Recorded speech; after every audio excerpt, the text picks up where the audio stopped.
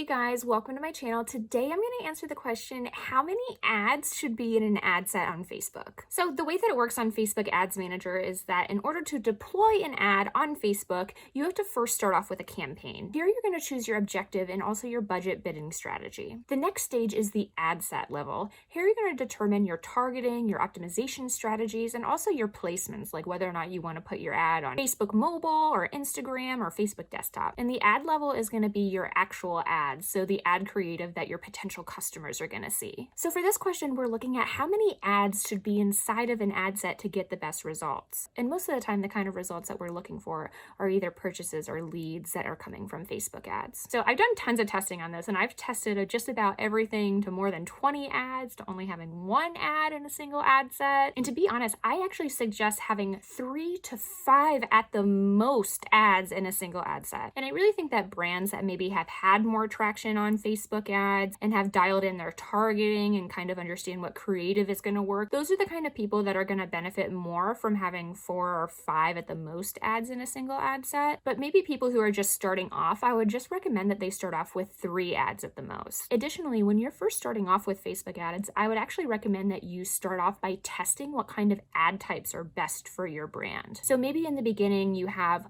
one video, one carousel, and then a slideshow or single image. You can also test out collection ads if you have more than one product. But testing these in the beginning will give you a better edge to understanding what kind of content is actually going to resonate more with your audience. And then after that, you can get into more testing things like different kinds of videos, different kinds of copy, headlines, etc. And as you are running these 3 different ad types and then start testing different things like copy and different images and creatives, be sure to keep a list of what's actually resonating with your audience. And be sure that the data is informing the next kind of ads that you're going to test. And if you guys are curious about how long you should run a Facebook ad for, i.e. how long you should run these tests for, I do have a video that's all about that you can click below in the description. And another consideration I would have for people that are new to Facebook ads and testing their Facebook ads creative is to actually test out dynamic creative. When using dynamic creative, you can actually use up to 10 videos or images plus 5 different pieces of copy, 5 headlines, 5 descriptions, and as many CTAs as you like, and allow the algorithm to decide the best kind of combinations of ads to show your potential customers. I've actually found particular success with dynamic creative by putting them in your cold audiences. So if you're a little bit lost on what kind of creative is actually going to resonate with your audience, I would recommend just trying out dynamic creative first so that you can see what kind of combinations of ads are resonating the most with your audiences. Plus, you don't have to swap out creative as much. But I have heard from other advertisers that they think dynamic creative is really lazy,